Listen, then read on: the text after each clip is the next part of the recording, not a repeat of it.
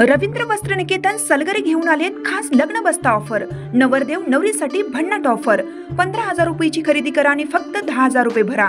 ही offer फक्त सलगरे शाखेत उपलब्ध। अप्रतिम लग्न सराई कलेक्शन, सुंदर नवरीसाठी भरजरी साड्या, नवऱ्यासाठी शाही शेरवानी सूट। आहेरी ऑफर ही सुरू। आहेरी साड्या 10 घ्या 1 फ्री। पॅन्ट शर्ट जोडी 10 घ्या 1 फ्री। ऑफर फक्त 31 मे 2025 पर्यंत। रवींद्र वस्त्र निकेतन सलगरे, तालुका मिरज।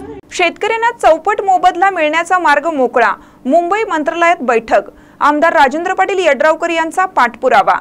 रत्नागिरी ते नागपूर महामार्गासाठी शिरोळ तालुक्यात संपादित करण्यात येणाऱ्या जमिनींना चौपट मोबदला मिळावा यासाठी आमदार राजेंद्र पाटील यड्रावकर यांच्या सातत्यपूर्ण पाठपुराव्यानंतर मुंबई येथे महसूल मंत्री चंद्रशेखर बावनकुळे यांच्या अध्यक्षतेखाली व पालकमंत्री प्रकाश आंबेडकर यांच्या उपस्थितीत झालेल्या बैठकीत केंद्राकडे सकारात्मक प्रस्ताव पाठवून शेतकऱ्यांना चौपट मोबदला मिळवून देण्याचा निर्णय घेण्यात आला। या निर्णयामुळे शेतकरी वर्गात आनंद आणि समाधान व्यक्त होतंय। या महामार्गाच्या कामासाठी शिरोळ तालुक्यातील अंकली ते चोकाक या सुमारे 33 किलोमीटर अंतरातील जमिनी संपादित केल्या जात होत्या, परंतु याच महामार्गासाठी इतर भागातील शेतकऱ्यांना जमिनीच्या चौपट दराने मोबदला मिळत असताना शिरोळ तालुक्यातील शेतकऱ्यांना केवळ दुप्पट दर देण्यात येणार होता। यामुळे शेतकऱ्यांमध्ये असंतोषाचं वातावरण निर्माण झालं होतं।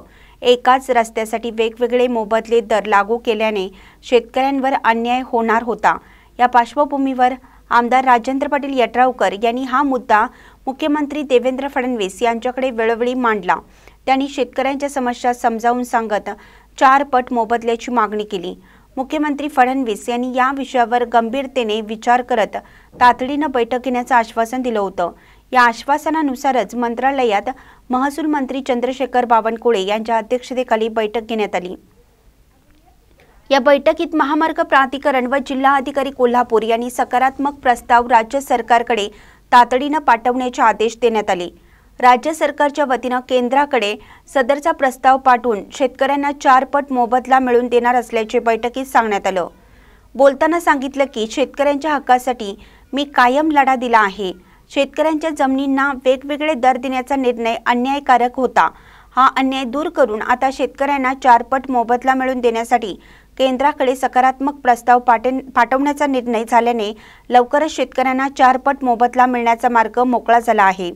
या बैठकीत खासदार धाराशिव माने, आमदार राजेंद्र पाटील यड्रावकर, आमदार अशोकराव माने, जिल्हा अधिकारी अमोल एडके, महामार्ग प्राधिकरणाचे अधिकारी उपस्थित होते। महानकरी न्यूजसाठी इजाज खान पठाण, जयसिंगपूर। ताज्या बातम्यांसाठी महानकरीला सबस्क्राइब करा आणि बेल आयकॉनला क्लिक करा।